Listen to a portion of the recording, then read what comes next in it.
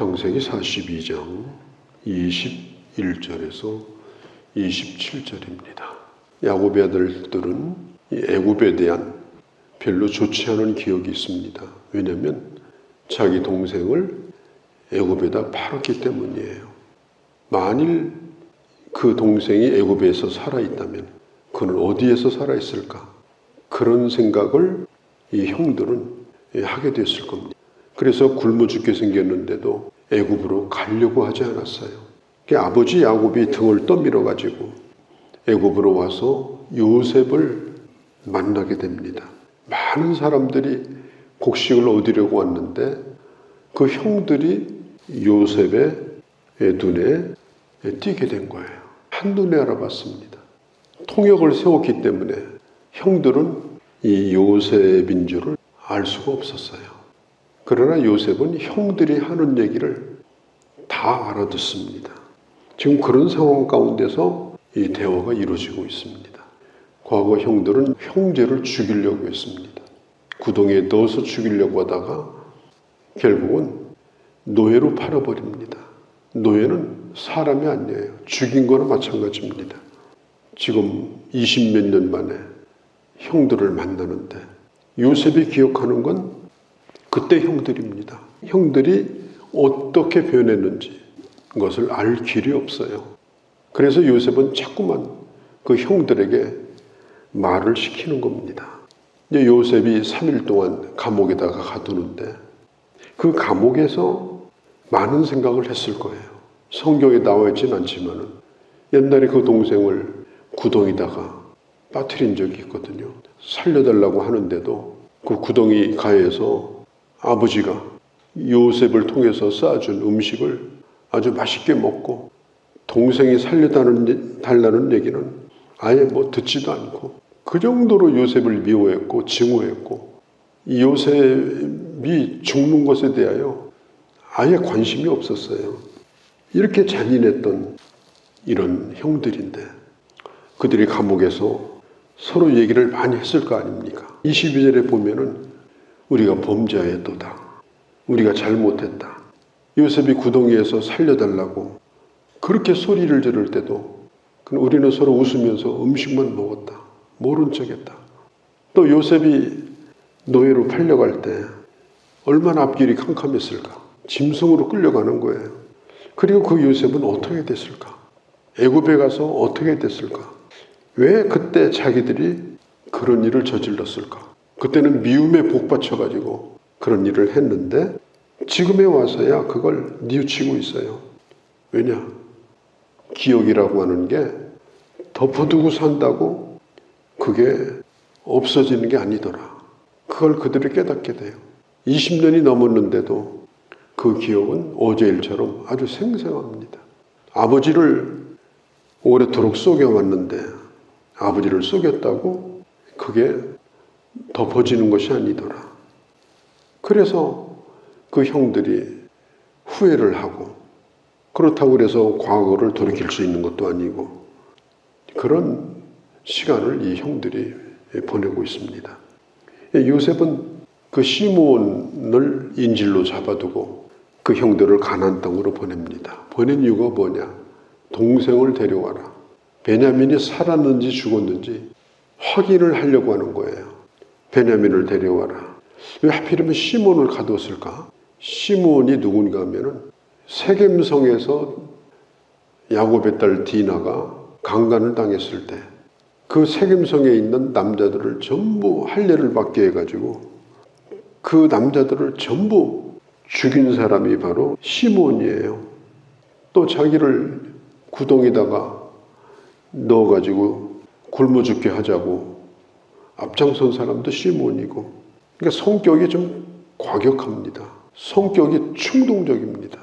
만일 이 시몬이 집으로 돌아간다면 아마 가는 길에서 무슨 싸움이 또 생길 거고 아니면 집에 가서도 뭔가 또 불미스러운 일이 있을 것이고 아마 그런 위험성을 요셉은 분명히 생각을 했을 거라고 봅니다. 그래서 시몬을 형제들이 다 보는 데서 결박을 해요. 그래서 끌고 갑니다. 그때 하는 얘기가 21절이에요. 지금 애굽의 총리 대신이 요셉인 줄 몰라요. 요셉이기 때문에 지금 이렇게 하는 것이 아니고 애굽에 와서 이런 일을 겪어보니까 요셉 생각이 난 거예요. 그리고 그렇게 결박돼 가지고 끌려가는 자기 형제 시몬을 보니까 요셉 생각이 나는 거예요. 옛날 요셉을 자기들이 그렇게 했거든요. 아우의 일로 말미암아 우리가 범죄하였도다. 우리가 지금 벌을 받고 있는 거다. 그 고통을 이 형들은 지금 느끼고 있는 거예요. 죄로 말미암은 그 고통을 지금 겪고 있는 것입니다.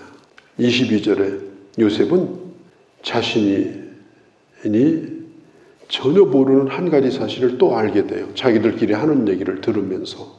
그게 뭐냐면은 다른 형제들이 다 요셉을 죽이자고 할 때 큰 형 누벤이 동생에게 이런 일을 하지 말자.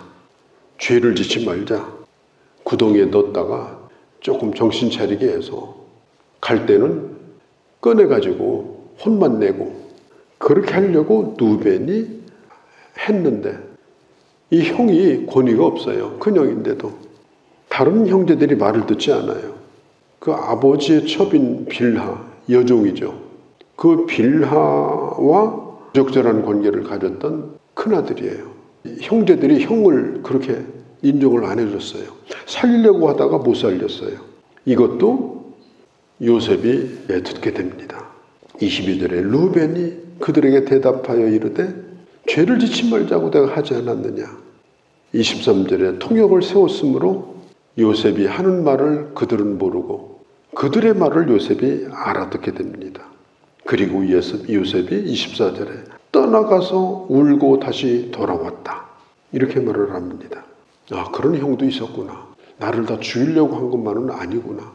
그런 생각도 있었고 또 한 가지는 그 형들이 자기의 일 때문에 고통을 받고 있었구나. 그런 죄책감에 시달리고 있었구나.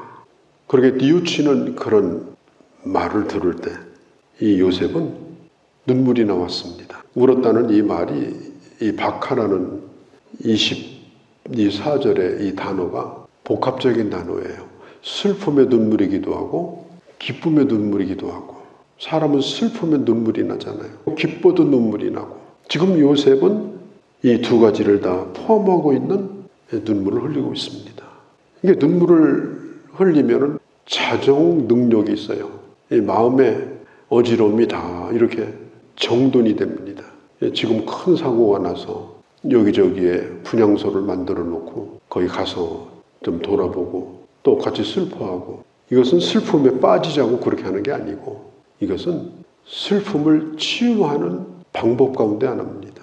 우리 아무 일 없어서 모른 척하고 입에도 올리지 말고 그렇게 한다고 그게 없어지는 게 아니죠. 내가 모르는 사람들이지만 그러나 누구의 아들이고 누구의 딸이고 가서 슬퍼하는 사람도 있고 홀로 슬퍼하는 사람도 있고 국가가 애도의 날로 정하는 건 이것은 슬픔에 빠지자는 게 결코 아닙니다. 국민들을 치료하기 위해서 이런 기간을 가지고 그게 끝나면 자 우리 출발하자. 이제 더 이상 슬퍼하지 말자. 옛날에 세월호 물에 빠졌을 때처럼 그냥 울고 먹고 광화문에 텐트 치고 몇 년 동안 앞으로 그런 일을 하지 말자. 지금 그런 의미로 지금 이것을 국가가 하고 있는 겁니다. 슬픔으로 슬픔이 치유되는 거예요.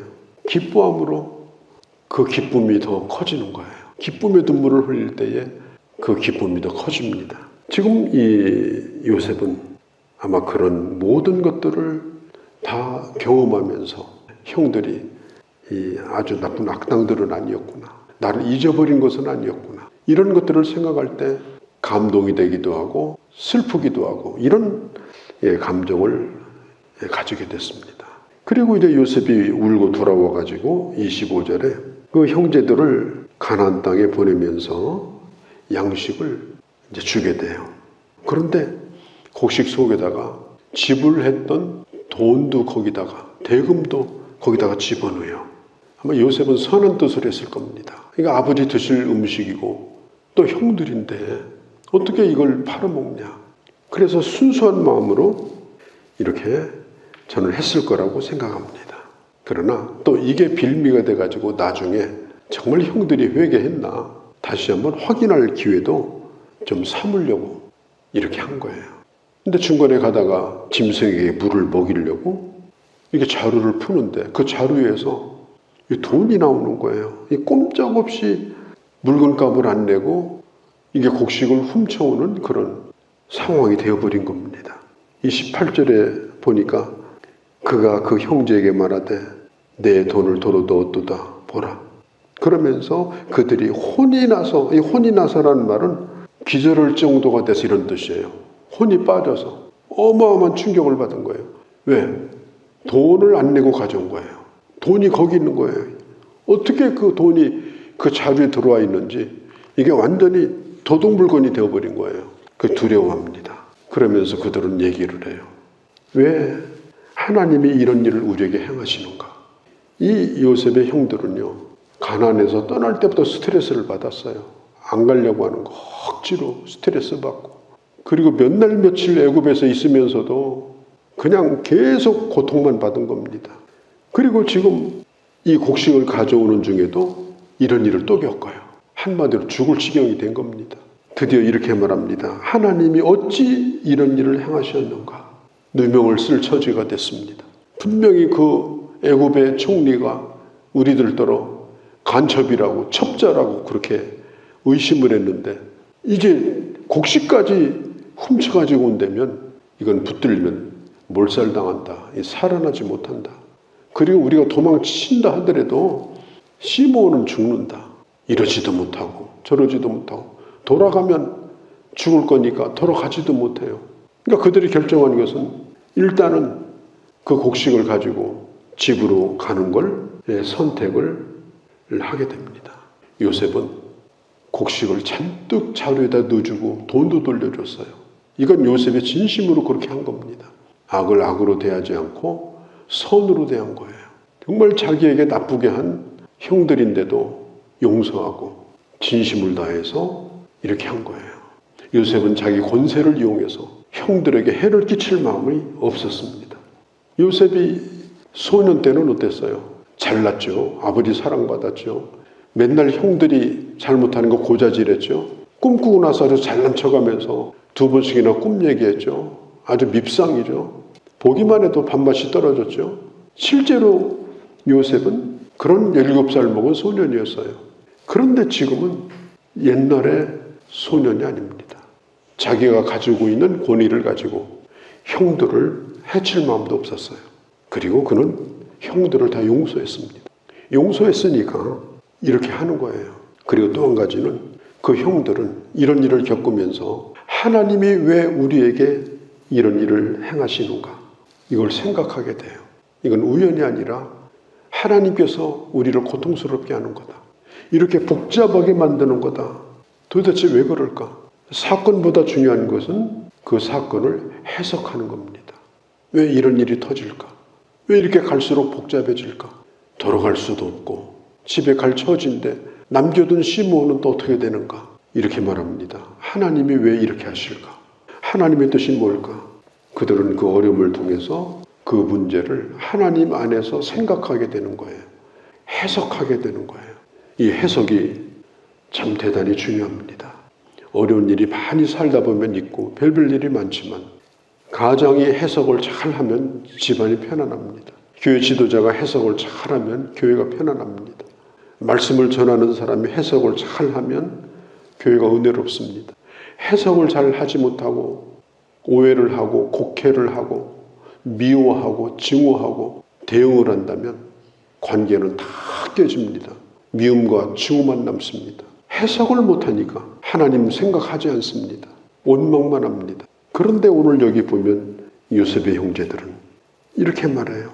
어찌 하나님께서는 우리에게 이런 일을 겪게 하는가? 다시 한번 또 자기를 돌아보고 생각하는 형들은 지금 이런 고난을 통해서 하나님을 향해서 지금 가고 있는 거예요. 요셉과 상봉을 앞두고 준비하는 과정이 바로 이런 과정이다. 하나님의 간섭을 느끼고 있다. 이것만 해도 벌써 형들은 많이 변화가 된 거고 은혜를 받은 거다. 이걸 알 수가 있습니다. 우리가 살면서 희로애락을 겪는데 이런 모든 것 가운데는 하나님의 뜻이 있고 누구를 원망하는 것이 아니라 여기에 나를 향하신 하나님의 뜻이 있다. 이런 바른 해석을 하고 모든 일을 통하여 하나님께 더 가까이 나아가는 그런 주님의 사람들이 되어야 할 줄로 믿습니다. 거룩하신 우리 아버지, 오늘 주의 말씀을 들었습니다. 지혜롭게 하시고 깊이 생각하게 하시고 그리고 하나님의 사람으로 더 나은 길을 향하여 나아가는 그런 지혜와 그런 결단과 그런 돌이킴과 그런 은혜의 자리로 나아가는 저희가 되도록 저희들에게도 은혜를 더하시고 오늘도 주 안에서 주님과 함께 동행하는 귀한 날이 되게 하여 주옵소서. 우리 주 예수님의 이름으로 기도하옵나이다. 아멘.